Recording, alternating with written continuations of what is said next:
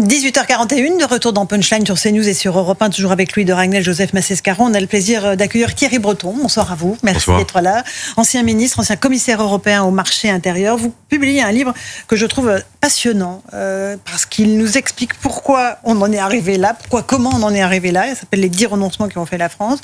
Là, c'est-à-dire la situation budgétaire dans laquelle nous nous trouvons, l'impasse totale dans laquelle se trouve notre pays, l'incapacité de ceux qui nous dirigent, avec un Parlement éparpillé faisant puzzle, de trouver des solutions.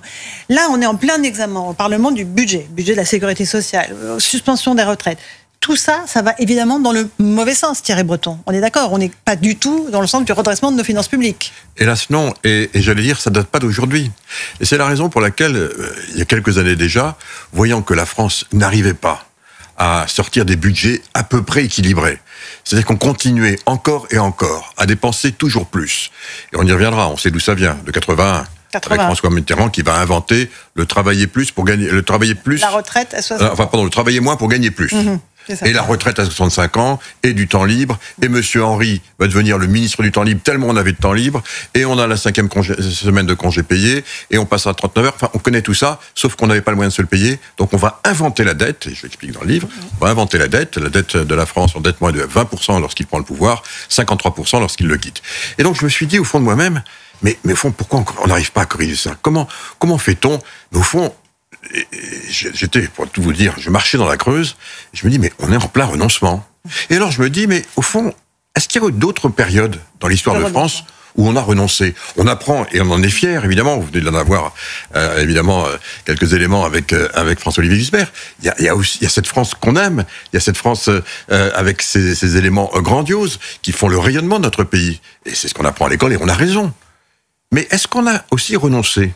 Et donc j'ai commencé à regarder si on avait renoncé aussi dans notre histoire, et pour voir comment on renonce, qu'est-ce qu'il se passe lorsqu'on renonce, et comment on rebondit derrière.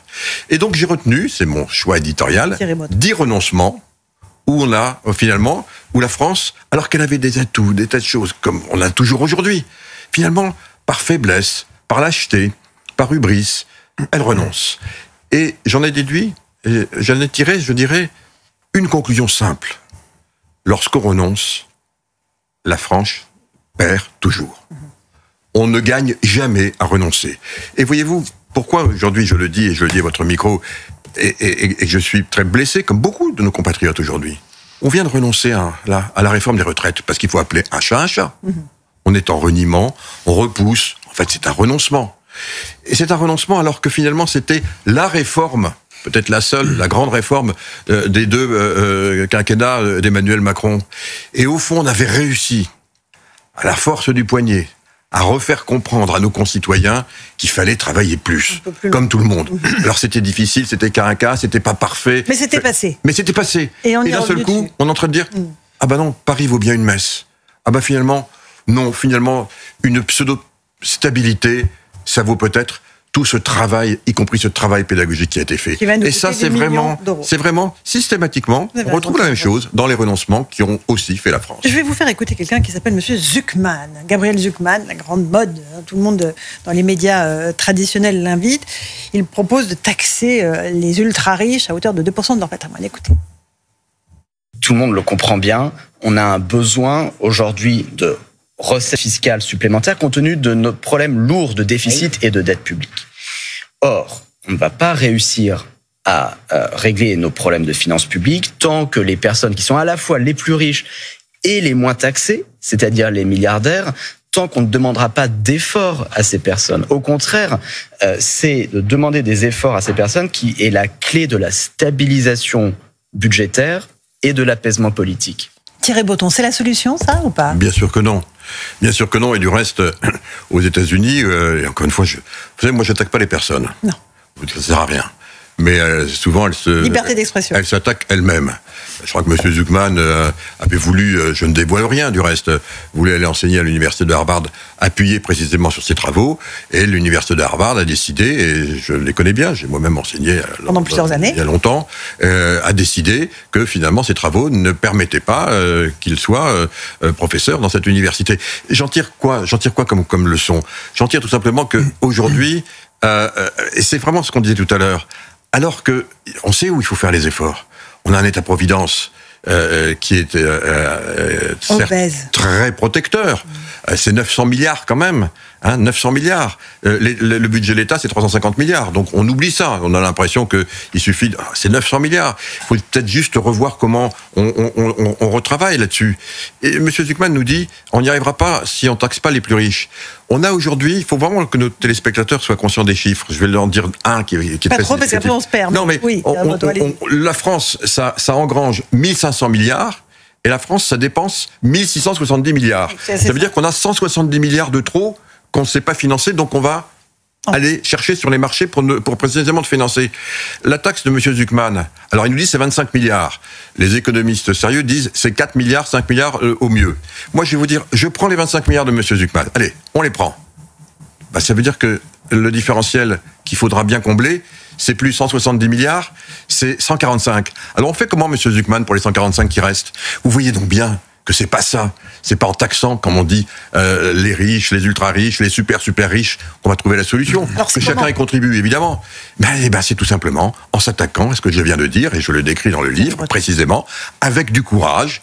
On prend ces 900 milliards, on maintient évidemment les missions, on est tous très attachés, évidemment, à l'État-providence, qui a reconstruit, qui a rebâti la France. Et le général de Gaulle était évidemment l'un de ceux qui a contribué à ça, avec le Conseil national de la résistance. Mais derrière, on s'attaque à ce problème. Et puis, voyez-vous, il y a aussi quelque chose, moi, qui me heurte beaucoup. Comme la plupart de nos compatriotes, la très grande majorité, j'espère même tous nos compatriotes, on est très attachés à notre pays. On est attachés aussi à la parole de la France. C'est pas rien, la France. C'est la 7e puissance économique mondiale. On est la 2e économie de la zone euro. On a un siège permanent au Conseil de sécurité. On est les seuls à maîtriser l'ensemble de notre architecture de sécurité, y compris l'arme nucléaire. Mais moi, je vous le dis, je suis ancien commissaire européen, la voix de la France n'est plus entendue. Elle ne pèse plus rien. Et pourquoi elle n'est plus entendue ? Parce qu'on ne respecte pas ce qui nous lie. On prend un engagement et le lendemain, on ne le respecte pas. Oui, la monnaie unique, elle est là. Elle nous protège aussi. Ça nécessite pour nous, disons, d'avoir un tout petit peu de discipline. Et alors quoi ? Comment se fait-il que parmi les 27, on soit les seuls à être incapables aujourd'hui à présenter un budget en dessous de 5% de déficit ? Pour nos téléspectateurs, 5% de déficit, c'est 150 milliards. Et voilà, donc c'est devenu, c'est un renoncement. Eh bien, il faut se relever les manches et c'est possible. Et c'est possible. Et on l'apprend dans l'histoire de France. Et à chaque fois, vous savez, c'est intéressant. Parce que lorsqu'on commence à renoncer, c'est aussi le parcours. Je prends des renoncements qui sont des renoncements. Là, il y a le renoncement à la réforme avec Turgot, Louis XVI, qui sent du reste la Révolution venir. Une France surendettée, il n'en peut plus. Il va chercher Turgot, qui est un contrôleur général de Limoges, brillant esprit. Du reste, on pense que c'est lui qui a inspiré Adam Smith. Turgot arrive à Paris, il y va, il réforme. Et qu'est-ce qu'on a ? Complot, évidemment, de tous les privilèges, de ceux qui veulent pas. Patatras, au bout de 2 ans, on renvoie Turgot. 10 ans plus tard, c'est la Révolution française. On prend Louis XV. On avait réussi quelque chose d'incroyable, nous les Français. On avait intelligemment, subtilement, on avait tout simplement réussi à intégrer dans le Royaume de France la moitié de l'Amérique du Nord.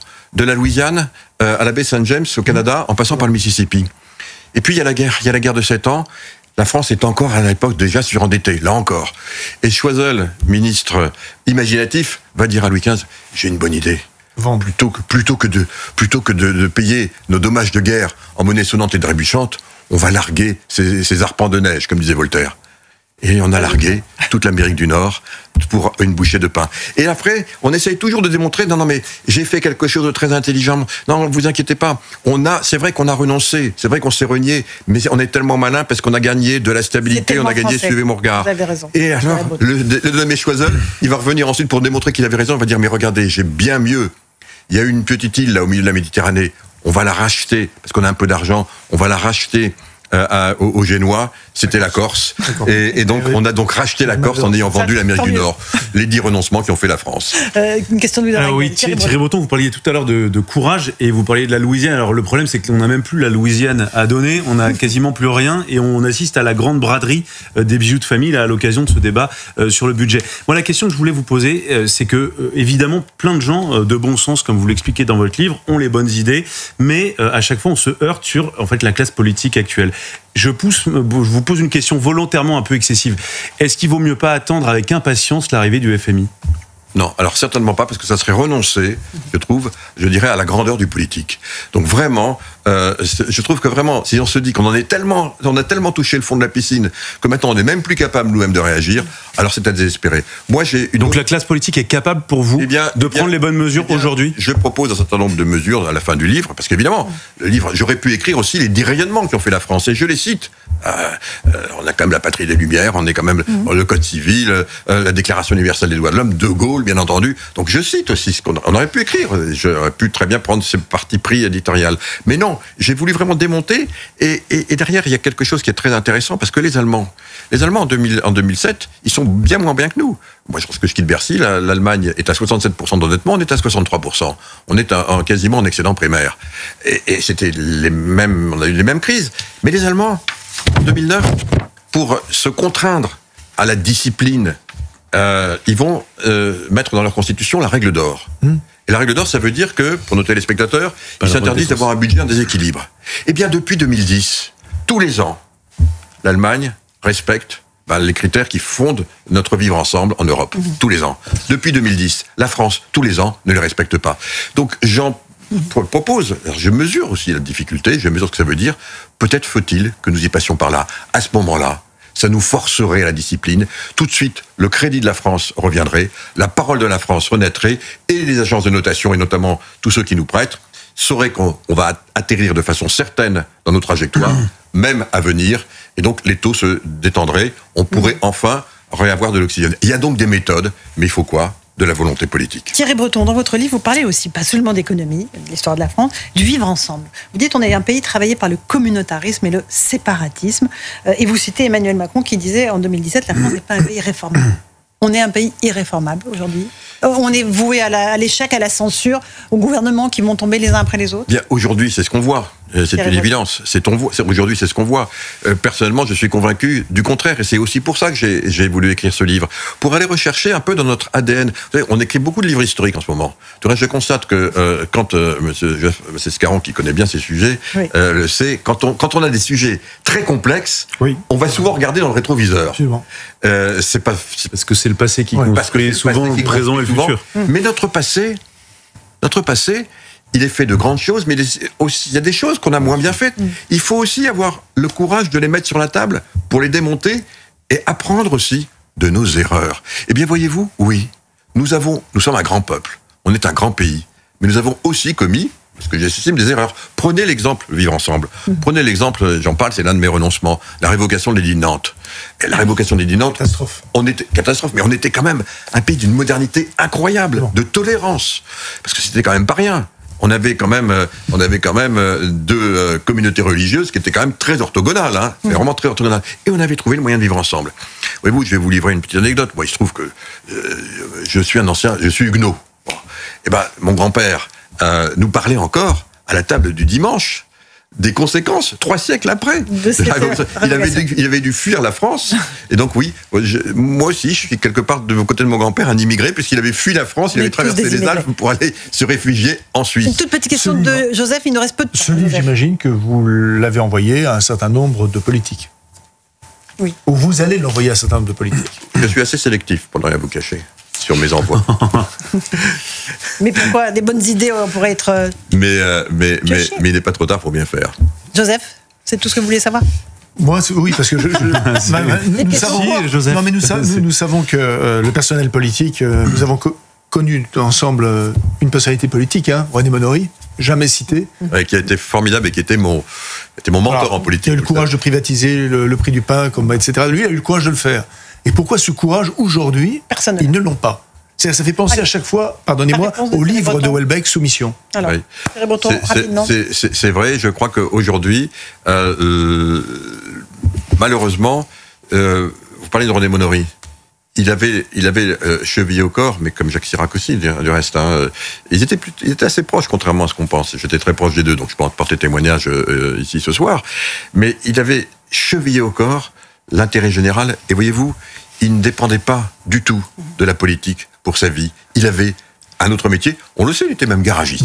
Il n'y a pas de sommet. Donc, et il ne vivait pas de la politique. Donc, il était là pour servir. Et je me souviens, il nous disait toujours, on est là pour servir, pour servir, pour servir. Donc, vous allez devoir vous dévouer. Thierry Breton, candidat. Merci. Candidat à la suite, parce que j'ai une suite. Merci. Merci beaucoup. Les 10 renoncements qui ont fait la France. Comment on est arrivé là aux éditions Buchet-Chastel et Plomb. 2 maisons d'édition. Merci à vous pour votre fidélité, chers amis téléspectateurs et auditeurs. Dans un instant, Pierre Devinot sur Europe 1 et Christine Kelly sont Face à l'info. Bonne soirée, à demain.